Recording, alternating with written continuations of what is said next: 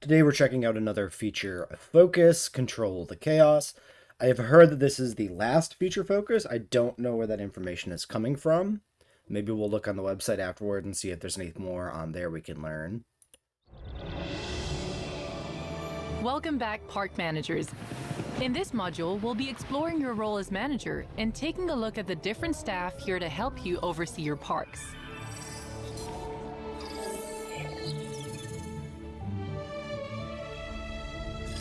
With an entire park to manage, you'll need to rely on several teams to help keep an eye on things.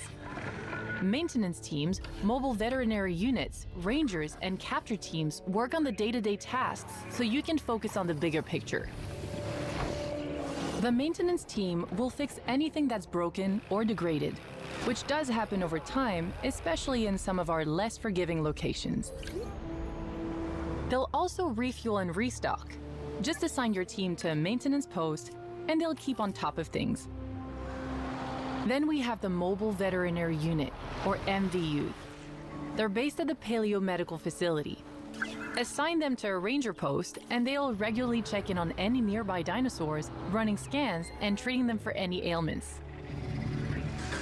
Rangers work out of the response facility and will routinely check on your dinosaurs' well-being, letting you know if there's any comfort issues with their enclosures. Now, you can't keep an eye on everything all at once, which is why we've got security cameras to keep watch while you work on the big stuff. You can assign capture teams to these, so they act immediately if a dinosaur is spotted out of its enclosure, which shouldn't happen, but just in case. Having a strong team around you, your parks will thrive, and it's not long until you'll have your first project. With your training now complete, you'll be stepping into your official role on October 21st. Good luck, park managers. Okay.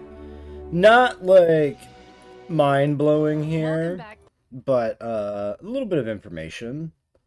Some things we knew that I don't know if we've reported on in a video before, actually, too. So let's just kind of go through the different shots. Sauropods, this is a Brachiosaurus here, so these are probably just baby Brachies. Nothing to probably learn from this. Dippies. So yeah, this is when we get to the meat of things here. Let's look at this for a second. Do we have anything interesting to learn from this? This is probably a hotel. This is a hotel. These seem to all just be hotels, given that they're a ring around a building for visibility. Aviary visibility back there. Nothing to really see there that's interesting. This park only has 80% visibility. What kind of shit show are they running here? You'll need to rely on several teams to help keep Power. What is going on here? So they've got, presumably these are the power relay ones, right? The invisible ones. Maybe. How are like these showing up as yellow? Like if this is powered, how are these powered when there's no thing around them? Weird. Oh, you know what? This could be a park built in sandbox with like power turned off maybe, and then they put power in here to demonstrate it, but since power's turned off, the buildings are still powered anyway. I bet you that's it. keep an eye on things. I never play with like power turned off, so I don't even know what it looks like in 2. So if that's what it is, I wouldn't even know. The maintenance facility. The interesting thing about the maintenance facility, hold on. Is this a glitch? Ops underscore JW underscore maintenance. Well, anyway, with the maintenance facility, they say it here, your park degrades over time. The little meter down in the corner, is that properly in view on the video? I mean, it's stuck there in the very little corner behind the play bar. But there's a little gear and wrench icon with a percentage. Some people thought this was park complexity for a while, like kind of a signifier of how close you are to filling up your park on like console, because there are some limitations there. But we know and have known for a little bit that it's not the case, that it's actually maintenance for the park. It's a maintenance meter. Over time, your buildings start to break down, and the maintenance team repairs them, keeps them in tip-top shape. This is an additional layer of management added for 3. What this video told us that as far as I know, we never knew, is that depends on the biome. Certain biomes will have your buildings degrade quicker, which makes sense. It's another way they can do some biome-specific challenge stuff. So completely teams, mobile reasonable. veterinary units. Okay, because this is paleo medical facility, like with a it's paleo.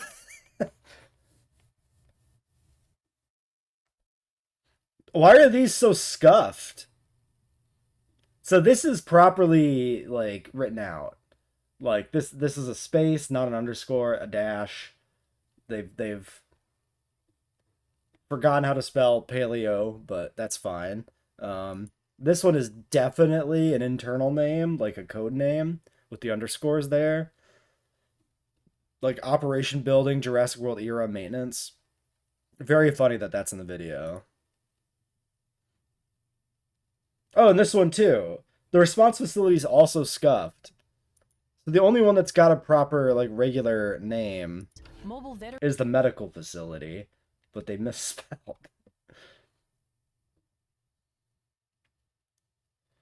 It doesn't look like there's much of anything different here. Units, rangers, and maintenance state, storm protection, fuel, food, yeah. I am curious how much we can automate some of this in a park.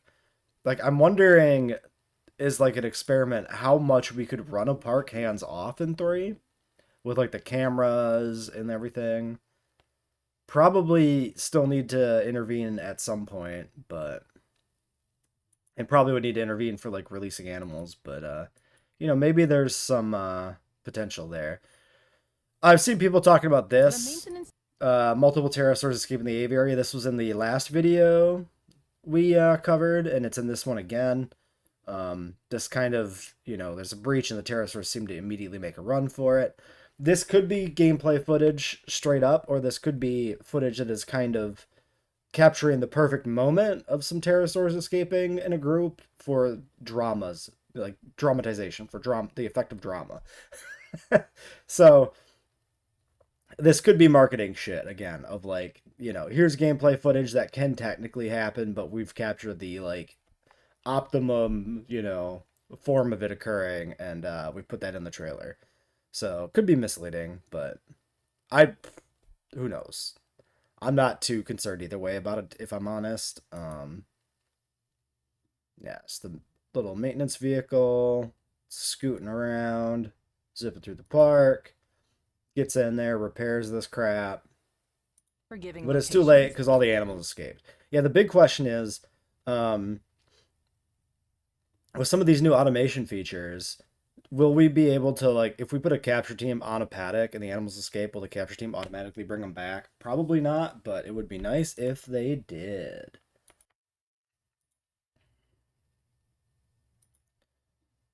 Yep, adding a maintenance team to a thing. Nice looking enclosure. Not much to say. Do we see an animal here? We see some paleo veg. This is, nuts.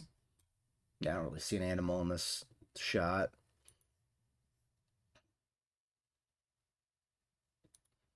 Medical facility. Okay, these are iguanodons, I think. Dominion iguanodons. Because we see those later in the trailer, too. Yeah.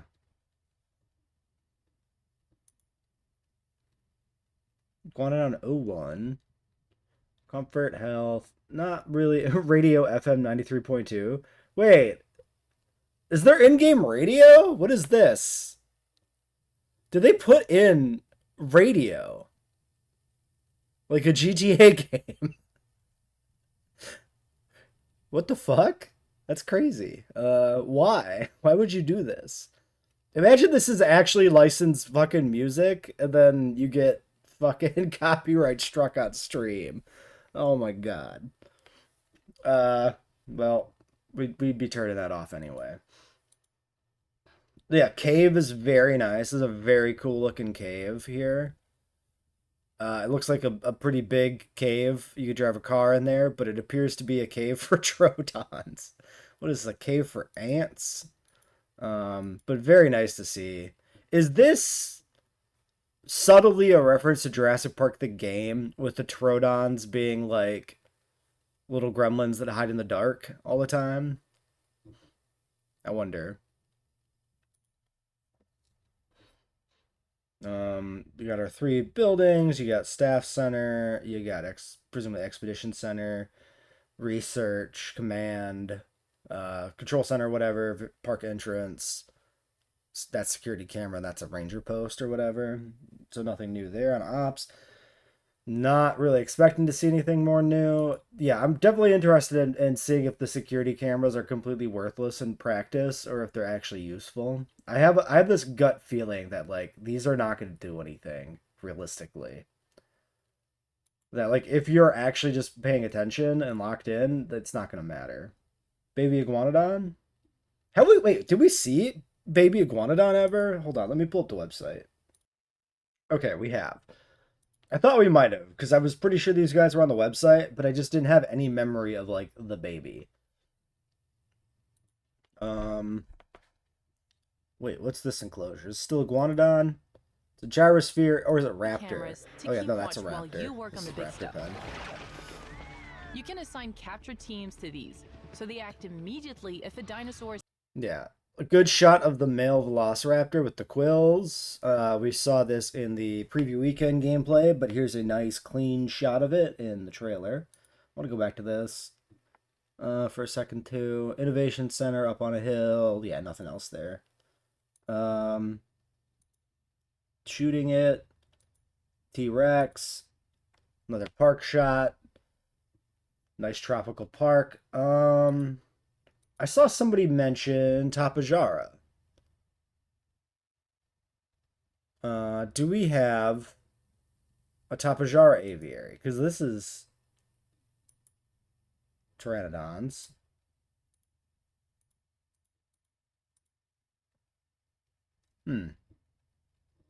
Well, I'll investigate this further in a second. Here's where it says this is the final feature focus. The website does say the last module in the Din trading series. So we are wrapping up the preview videos, it seems. I imagine we'll still have species profiles, at least one more of those coming, but yeah, we're approaching release, so kind of makes sense this stuff is wrapping up. This is the Tapajara shot. These are Tapajaras, and there is a fish feeder there, it looks like. You can see the square. I think that's it. So, yeah, further evidence the diet on these isn't changed. So here's my thought on that.